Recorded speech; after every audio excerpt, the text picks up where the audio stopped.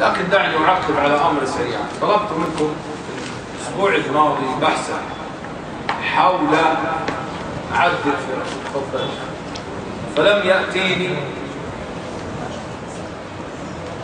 من هذه الأبحاث إلا 3، وبحث عندي في المنزل فهي 4.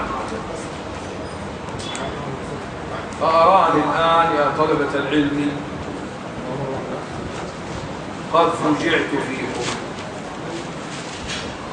وكنت أنتظر منكم أكثر من هذا. فهكذا كانت تكون البداية، 4 أبحاث وفقط.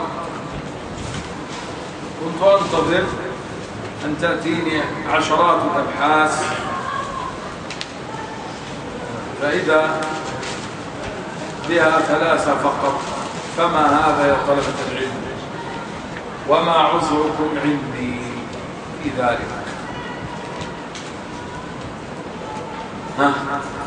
بما أعتذر لكم، وقد كنت أؤمل فيكم أكثر من هذا، ولكن ممن ضاعت الفرصة عليه. قال الإمام محمد بن عبد الوهاب رحمه الله تعالى: الناقض الأول الشرك في عبادة الله تعالى. قال الله تعالى: إن الله لا يغفر أن يشرك به ويغفر ما دون ذلك لمن يشاء. وقال تعالى: إنه من يشرك بالله فقد حرم الله عليه الجنة ومأواه النار وما للظالمين من أنصار. ومنه الزبط لغير الله كمن يذبح للجن أو للقبر. تحته مسائل. المسألة الأولى فائدة من الآية: إن الله لا يغفر أن يشرك به ويغفر ما دون ذلك لمن يشاء. أولئك الشباب عندهم حيل.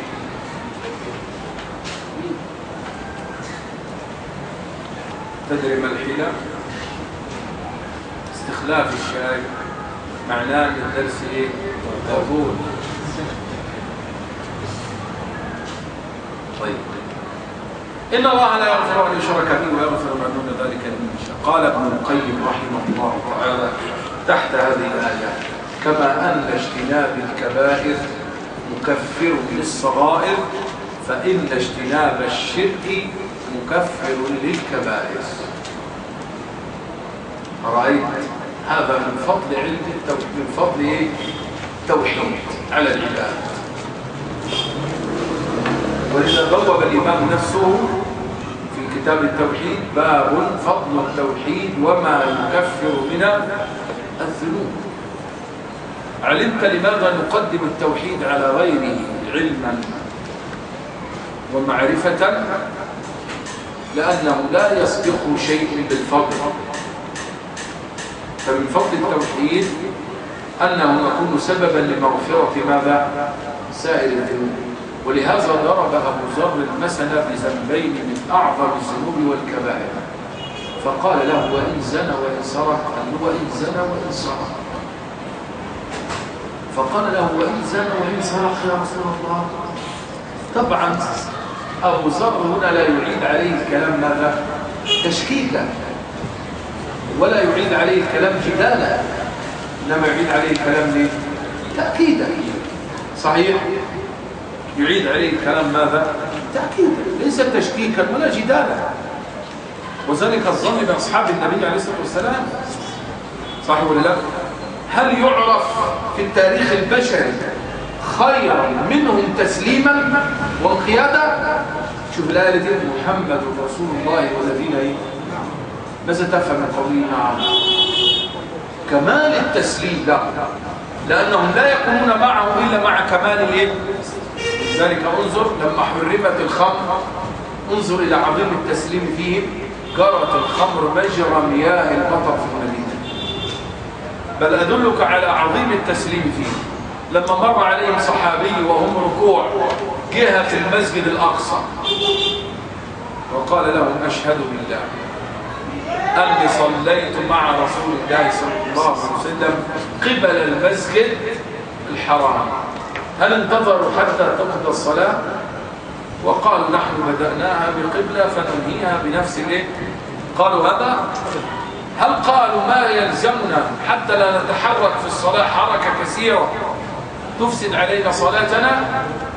هل قالوا طب ننتظر حتى نسأل؟ إنما متى بلغهم الخبر استداروا وهم فين؟ في الصلاة رضي الله عنهم وارضاهم. كمال التسليم فيهم، فلا يكون قوله وإن زنى وإن سرق على جدال، إنما على إيه؟ أكد لي يا رسول الله، دي معلومة إيه؟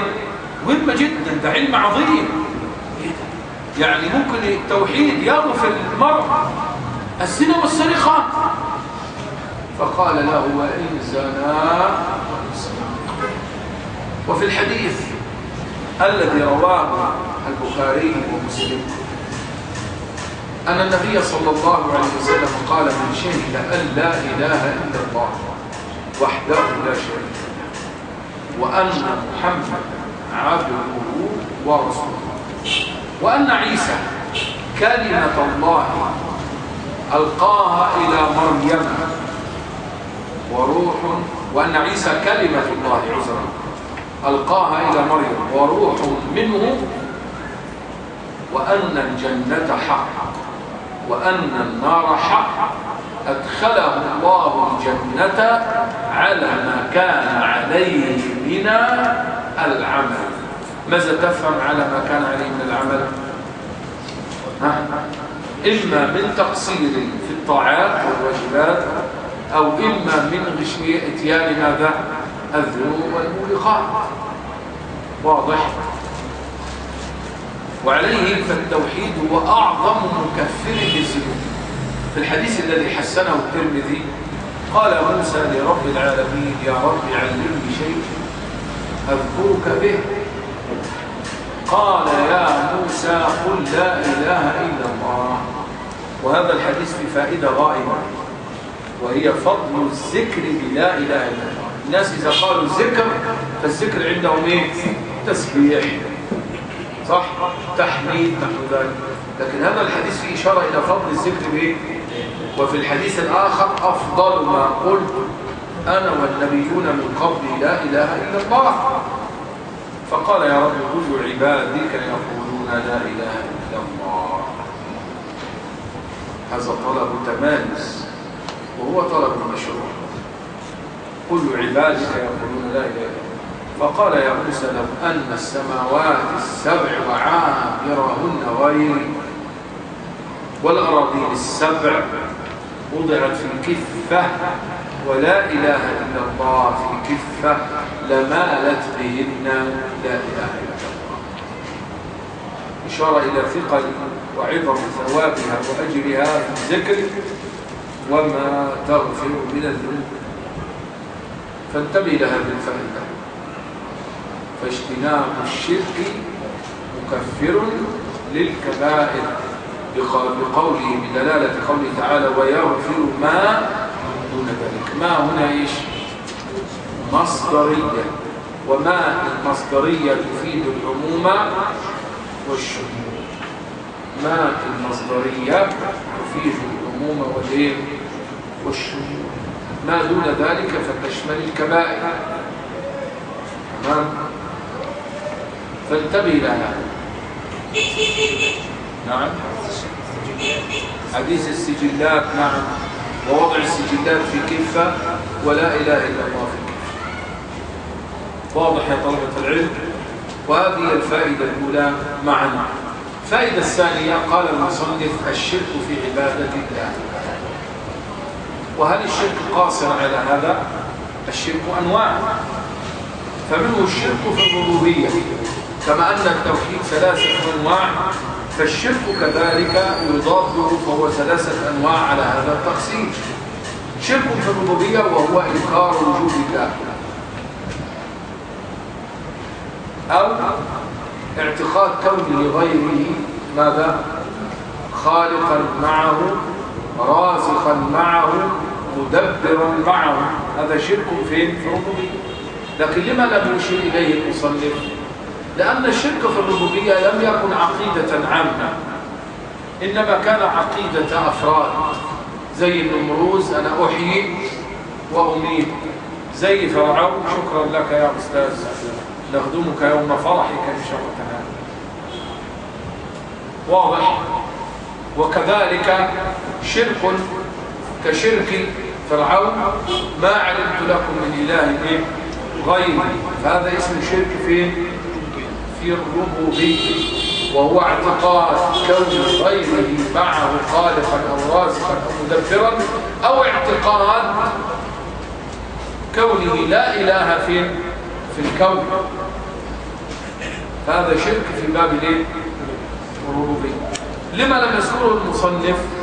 لأن هذا الشرك لم يكن موضع نزاع أصلا بين الرسل وأقوامهم. ولئن سألتهم من خلق السماوات والأرض ليقولن الله، وفي الآية الأخرى خلقهن العزيز العليم. فلم ينازعوا في هذا أن كونه سبحانه وتعالى خالقا للسماوات والأرض. واضح؟ ومن هنا بعضهم لما لم يحسن تفريقا جعل بإبليس مؤمنا وليس كافرا، كما قال في لفظ عبارته هو إبليس كفر، إبليس ما كفرش، والله المستعان. طب إذا لم يكفر إبليس فمن كفر إذن؟ وآخر على أعواد المنابر قال سأثبت لكم بالأدلة العقلية والنقلية كمان أن أبا جهل لم يكفر، لأنهم لم يحسنوا تفريقا بين أقسام التوحيد الثلاثة. ولكن لم يتحول هذا الشرك إلى عقيدة جماعية إلا في آخر الزمان مع نظرية من؟ داروين، وهي نظرية تلمودية، ليست نظرية علمية، نظرية دينية، لأن الذي كتبها من؟ داروين. ومن يثق بيومه؟ من يثق بيومه؟ وهل اليهودي يكتب ولا يؤلف ولا يتكلم بعيدا عن عقيدته؟ اليهودي لا يتكلم إلا عقيدة ولا يكتب إلا عقيدة. وأذكر في مرة في لقاء سياسي بعض السياسيين قال بين يدي أظن أعور بني إسرائيل اللي هو موشي ديان، أو بين يدي مناحم بيجن اللي هو كان رئيس الوزراء بني إسرائيل، لا أدري كان بيجن ولا ديان، عموما إن البقرة تشابه عليه. فلما قال بعض السياسيين هكذا قال لكن طيب جزاك الله خير، لما قال بعض السياسيين لن نسمح بوجود دولة دينية على أرضنا، فرد عليه قال له نحن لن نسمح أن تقوم دولة بني إسرائيل إلا على أساس ديني، والدليل إن اسمها إسرائيل، ما اسمهاش دولة الصهاينة. والعالم بتاعها فيه نجمة من؟ داوود كما يزعمون. والمكان اللي طلبوه للدولة اتعرضت عليهم أماكن كثيرة جدا. انتوا عايزين دولة؟ هنديكوا دولة. خدوا مش عارف فين وخدوا، لا هم عايزين المكان ده ليه؟ لوجود عقيدة دينية. فداروين لما كتب النظرية لم يكتبها بعيدا عن اعتقاده أن أصل الإنسان قرد، وهي نظرية علميا فاشلة. ليه؟ أولا لأن داروين لما كتب النظرية دي اعتمد على حاجة اسمها الطفرات. إيه نظام الطفرة؟ خلل جيني يؤدي إلى تغير. فمثلا عندك في رجل عندنا بنسميه البينو، اللي هو الشديد البياض اللي بنسميه عدو الشمس. ايه اللي حصل مع عدو الشمس؟ خلل جيني ادى الى غياب اللون المسؤول او الجين المسؤول عن اللون البدن حصل له خلل، فخرج ماذا؟ بهذا البياض الشديد. تمام؟ فالطفره دي بتعمل عمليه ايه؟ تغير. الجمل زمان كان له اصابع. انا عارف الكلام صعب شويه عليه، لكن ما اجمل ان يلتقي العلم والدين. لان بعض الناس بيعتقد ان اهل الديانه هي عايشين في القرن الكام؟ في القرن ما قبل التاريخ. فالخلل الجيني هو اللي خلى خف الجمل، اصابع الجمل تحولت الى ايه؟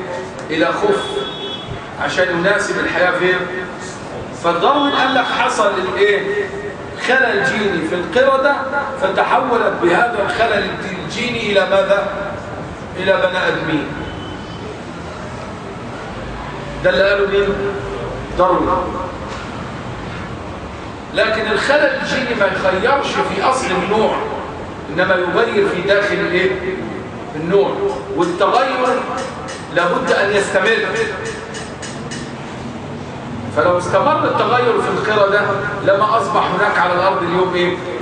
قرد، لكن الأرض فيها إيه؟ قردة إلى ساعتنا هذا. يبقى الكلام ده غير صحيح. ولذلك داروين كان عايز يقول إيه بالنظرية دي؟ يقول إن مفيش خالق، ده هو تطور خلية أولية، الخلية الأولية تطورت بقت إيه؟ قرد. القرد حصل له خلل جيني بقى إيه؟ يبقى كده في خالق. ولذلك معروف إن قادة الشيوعية في العالم زي ماو وزي لينين وزي ستالين، كتاب أصل الأنواع بتاع داروين كان يعتبر الإنجيل بتاعه. يعتبر الإنجيل إيه؟ بتاعه. واضح؟ وكان بينشروا هذا الكتاب كده، ولدرجة إن درسوه علينا في المدارس. وأنا في الثانوية العامة درست نظرية التطور والارتقاء والنشوء لداروين. والمدرس اجتهد اجتهادا يعني عشان في الاخر يقنعنا ان احنا ايه؟ الاصل في بني ادم ننقل. واضح؟ لكن النظريه دي اللي اتعرفت باسم داروين، مع ان داروين كان معاه شريك في النظريه اسمه والاس. ليه لم يذكر التاريخ والاس؟ لان والاس قال نعم في تغير جيني، ولكن التغير الجيني ده بفعل قوه غيبية عظيمة لا يمكن أن يحدث التغير بدون هذه القوة. يبقى والاس بيثبت وجود إيه؟ فعشان كده راحوا راكنينه على إيه؟ على جنب. اقعد يا عم على جنب، إحنا مش عايزين العلم، إحنا عايزين الإيه؟ عايزين الإلحاد، عايزين الكفر، مش عايزين النظرية. ولذلك أنكرها العلماء في زمانها. يعني منهم عالم اسمه ديدرو فرنسي أنكرها إنكار شديد وقال النظرية دي فاشلة. لكن سبحان الله، فعرفت ان المسألة ان عقيدة الكفر وعقيدة الإلحاد وإنكار وجود الإله ما تحولت إلى عقيدة عامة جماعية إلا في العصر الحديث. على يد من؟ على يد الشيوعيين الكبار بسبب كتاب أصل الأنواع. واضح؟ وهناك سبب آخر لا يمكن أن تهمله، وهو سبب الطغيان الكنسي. الكنيسة كرهت الناس فين؟ في الدين، بما كانت تمارس أبشع أنواع الاضطهاد وتتدخل في كل شيء. يعني لما تقرأ تاريخ الكنيسة في أوروبا على سبيل المثال، جاليليو لما قال الأرض كروية عملوا فيه إيه؟ خليه يقف كل يوم ساعتين في الشمس وعنده 70 سنة ويقف يقرأ مزامير الندم. وها أنا جاليليو قد بلغت 70، أخذ بين يديكم أيها الكاردينال تائبا إلى الله من القول الإلحادي بكروية الأرض. فضيحة كانت تستنزف الناس باسم الدين، تأكل أموالهم، حتى كانت تقول لهم دخول غني الجنة أهون منه دخول جبل في ثقب إبرة. عايز تدخل الجنة اوعى تبقى غني. فكانت تأخذ أموال الناس بإيه؟ حتى أن وصل الأمر بهم إن كان الراهب في الكنيسة يزني بالمرأة ويقول لها لن ينسى لك الرب هذه الرحمة. زنا وباسم الرب. طبعا لما يكون ده صورة الدين عند الرجل الأوروبي هيعمل ايه؟ يقول لك مفيش حاجة اسمها إله بقى. إذا كان دول المبلغين عن الإله صحيح وحملت العلم عن الإله وهذه سلوكياتها. ولذلك لما تقرأ تاريخ الكنيسة في أوروبا ده كانوا بيبيعوا الجنة بسكوك اسمها سكوك الايه؟ الغفران. ودي كانت أشهر فضيحة في تاريخ الأديان إن الجنة تباع وتشترى بسكوك. فضلا بقى عما سجلته فرنسا من في تاريخ الرهبنة من فظائع. فكانت معنى كلمة الدين عندهم تعني التخلف وتعني الرجعية وتعني الظلم وتعني القهر. شوف لما أقول لك في تاريخ الرهبنة على وجه المدح يقول لك والأنبا مقار لم يقترف اسم غسل الرجلين في حياته. تصور واحد ما غسلش رجليه عمره كله ويسمي ذلك ايه؟ دينا. فصار معنى الدين عندهم القذارة وترك التنظف والتجمل. تمام. يقول لك الأنبا مش عارف بولا عاش عمره كله على أوراق الكرنب. في فضائح مشهورة في التاريخ. والعجب ان هذا جروى على انه ايه؟ مناقب فضائح. فده كان سببا لإلحاد البشرية ودخول البشرية في عقيدة غالبة عامة اللي هي عقيدة الايه؟ الإلحاد. يبقى ده أول نوع من أنواع الشرك، الشرك في باب الايه؟ الربوبية. الشرك بقى في العبادة وده النوع الثاني وهو صرف أي نوع من أنواع العبادة لغير من؟ لغير الله سبحانه وتعالى. وهذا الشرك يمكن جعله قسمين: صرف العبادة إلى غير الله أو إرادة غير الله بالعمل. يعني ممكن يعمل العمل يريد به غير الله أو يصرفه إلى غير من؟ إلى غير الله. النوع الثالث الشرك في باب الصفات والأسماء بجحد صفاته صحيح وأسمائه. هذا شرك ولا ما هو شرك؟ هذا شرك. أو تكييف صفاته أو تعطيل صفاته. وإلا فما سبب قتل أئمة التعطيل؟ لماذا قتل الجعد بن درهم؟ لإنكار صفات الله عز وجل وقوله بأن الله سبحانه وتعالى لا يسمع لا يبصر، كما جرى في القصة الشهيرة أن خالدا ابن عبد الله القسري، وهذا مما يجب أن يذكر في مناقب دولة بني أمية، أنها كانت سيفا مسلطا على رقاب المبتدعة، بل هي التي لها في ذلك اليد في استئصال شأفة المبتدعة. يعني الحجاج بن يوسف قضى على الخوارج في المشرق، لم يبقى منهم إلا 10. وخالد بن عبد الله القسري قتل الجعد بن درهم في مصلى العيد وقال ضحوا تقبل الله ضحاياكم فإني مضح بالجعد بن درهم. ثم بين سبب قتله، قال لأنه يزعم أن الله لم يتخذ إبراهيم خليلا ولا كلم الله موسى، فقتله بجحده. لماذا؟ لصفات الله تعالى. وقتل كذلك سلم بن أحوز وهو من أمراء بني أمية، قتل من؟ الجهم بن صفوان. ومعلوم أن الجهم تلميذ من؟ شوف يا أخي الأسماء، أعوذ بالله. جهم الجعد. صدق ابن القيم أكثر السفلة تناسبهم أسماءهم، وأكثر الشرفاء تناسبهم أسماءهم.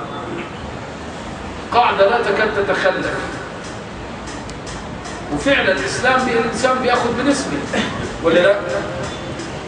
أسلم سلمه الله، غفار غفر الله له، عصية عصت الله ورسوله، العاص ابن وهب اسمه علم على الإسلام كله. واضح؟ فالمهم انه قتل الجهم بن صفوان سلم بن احمد، وهشام بن عبد الملك قتل من؟ غيلان القدري كان بينكر علم الله. وقتلوا الحلاج ايضا الذي كان مفرطا في الضلال، وكان يقول بالاتحاد والحلول، وكان يدعي ان الله يحل في بني ادم، انا من اهوى ومن اهوى انا، روحان قد حللنا بدنا، فان ابصرتني فقد ابصرته، وان ابصرته فقد ابصرتنا، الى اخر كلمات الحلاج هذه. فهذا مما يحمد لدوله بني اميه انها كانت سيفا مسلطا. وفي المقابل دولة بني العباس هي التي مكنت للمبتدعة من أمثال أحمد بن أبي دؤاد وبشر المريسي وغيرهم. لأن للأسف بعض الناس لا يذكر دولة بني أمية إلا بالذنب، بينما كانت ملكا ورحمة كما وصفه النبي عليه الصلاة والسلام، وملكا عاضا أي على دين الله. قال ابن القيم وكان ابن تيمية ابن كثير: وكانت سوق الجهاد في بني أمية رائجة. ولذلك دولة بني أمية انهارت لما انحرفت في باب الصفات والأسماء، لما ولي أمرها مروان بن محمد، وكان يلقب بمروان الجعدي لأنه كان على عقيدة الجعد. انهارت الدولة سقطت. وقال الإمام ابن تيمية: وكان سبب زوالها انحرافها في باب انحرافها في باب الصفات. فإذا النوع الثالث وهو الشرك في باب الأسماء والصفات. الشرك يكون بأربعة أشياء: إما بتكييف الصفات، أو إما بتعطيل الصفات يعني نفيها، تكييف يعني أن تجعلها على هيئة معينة، أو إما بالتمثيل اللي هو التشبيه أن تجعلها على شبه كذا وكذا، أو إما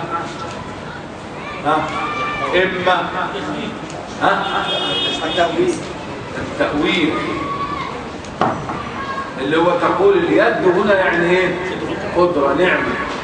وابن تيمية له كلمة تكتب بماء الذهب، قال: والتأويل شر من التعطيل، لأن التأويل ظاهره إثبات، يد الله هو بيثبت، وحقيقته نفي، لأنه في النهاية لا يثبت اليد على مراد الله ومراد من؟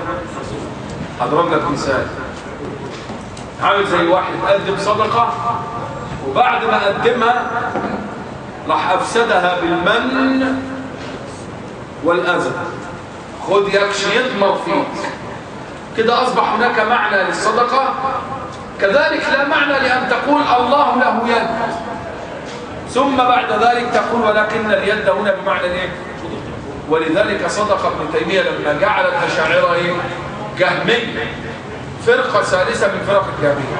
الفرقة الأولى النفاة الخلص، يقولون بأنه لا أسماء ولا الفرقة الثانية نفاة الأسماء، نفاة الصفات دون الأسماء، عليم بلا، قدير بلا قدرة. الفرقة الثالثة الذين ينفون الصفات إلا 7، ما تقولش يثبتون 7 صفات، تقول ينفون.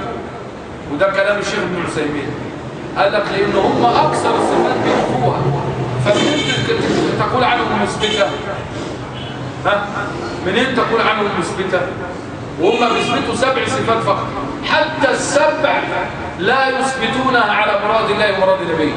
تسألهم كده عن صفة الكلام، أقول لك كلام نفس، مش كلام حقيقي، لا فيه صوت ولا حرف، يبقى ده أثبت. اضرب لك مثالا به: لو أنك فعلت شيئا أنا أريده ولكن لم تفعله على المثال الذي أريده، يبقى أنت عملت حاجة؟ بل العكس، أنا أقول لك زي ما قلت لك كده: خد الصدقة دي وصلها لعم أحمد الفقير. رحت أنت مقابل عم علي الغني وأنت مديها له، ورجعت قلت له أنا وصلت الصدقة، صدام فين عم احمد؟ قال لي لا عم علي. قلت له ده عم علي غني، انت كده ما عملتش حاجه. هو كذلك الاشعري يثبت الصفه ولكن على غير مراد من؟ ده في السبع اللي بيثبتها، وسائر الصفات لا يثبتها. تمام؟ لأنه لا يثبتها على مراد الله ومراد إيه؟ هو في اجتهاد في باب الصفات. طيب هو اجتهد، فلذلك ابن تيمية قال التأويل شر منين؟ من التعطيل، لأنه نفي في صورة إيه؟ إثبات. ومن بالك يقولون الله تعالى يرى في الآخرة، ولكن سألهم ليه حقيقة الرؤية؟ هتلاقي ان قولهم في الرؤية ينتهي إلى أن الرؤية مجرد علم قلبي. يبقى قولهم قول مين؟ المعتزلة. هو إن الرؤية زيادة علم في القلب. حتى قال بعض متأخرين لولا الحياء من مخالفة شيوخنا لا قلت بأن رؤية الله هي العلم. ما فيش رؤية إيه؟ بصري. فدي وجوه الشرك في باب الصفات 4 أنواع: تكييف، تعطيل، تمثيل، تأويل. يبقى عرفنا الآن الشرك 3 أنواع: شرك في الربوبية بإنكار وجود الله عز وجل أو باعتقاد كونه مع غيره خالقا رازقا مدبرا. النوع الثاني من الشرك شرك الألوهية، وهو ما يسمى بشرك العبادة، وهو اعتقاد أو صرف أي نوع من العبادة لغير ماذا؟ لغير الله. النوع الثالث شرك في باب الصفات، وهذا الشرك إما بالتعطيل أو بالتمثيل أو بالتأويل أو بالتكييف. واضح يا طلبة العلم؟ اعذروني أنا أحيانا أخرج بكم وأعود، إنما أريد من ذلك تبسيطا وماذا؟ وتسهيلا، خاصة أن الكلام في العقيدة قد يثقل على بعضكم شيئا ما. واضح؟ فلي في ذلك حاجة. طيب يبقى هذه المسألة الثانية في بيان أنواع الشرك من جهة ماذا؟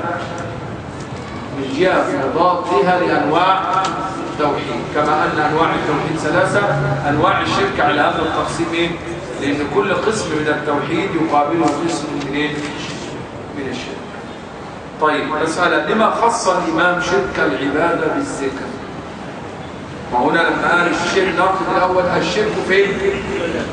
ما أشارش إلى شرك الربوبية ولا شرك. نعم حاجة في الزمان. كيف؟ أشار إلى شرك العبادة لحاجة زمانه. ممكن، لأن أكثر ما يقع من الناس في باب الشرك والشرك فين؟ في العبادة. وهذا كان موطن الخصومة ما بين الأنبياء وماذا؟ وأقوامهم. فأقوامهم لم ينازعوا في كونه ربا ولا خالقا ولا مدبرا، إنما نازعوا في كونه مستحقا للعبادة ماذا؟ وحده. واضح؟ فإذا الإمام هنا عرف الشرك ببعض أفراده، عرف الشرك ببعض ويجوز أن تعرف الشيء ببعض أفراده. زي ما قلت مين محمد؟ لك يا أخي الأخ محمد الطويل، هو طويل بس؟ يا راجل ده طويل وعريض تبارك الله لا قوة إلا بالله، صح؟ لكن أنا عرفتك بصفة خاصة فيه اللي هي تعتبر أميز صفة فيه، فيجوز أن تعرف الشيء ببعض ماذا؟ ببعض أفراده، صح ولا لا؟ ويلزم أن أقول لك حسن أبو عمر ومعاوية ويوسف وعيسى، خلاص أبو عمر وخلاص، صحيح؟ فعرف الشرك ببعض أفراده. طب ليه؟ لأن أكثر الشرك الذي يقع من العباد في باب العبادة. وثانيا لأن هذا الشرك كان موطن الخصومة ما بين الأنبياء وماذا؟ وأقوالهم. طيب ما لي لا أكتفي بهذا القدر يا طلبة العلم.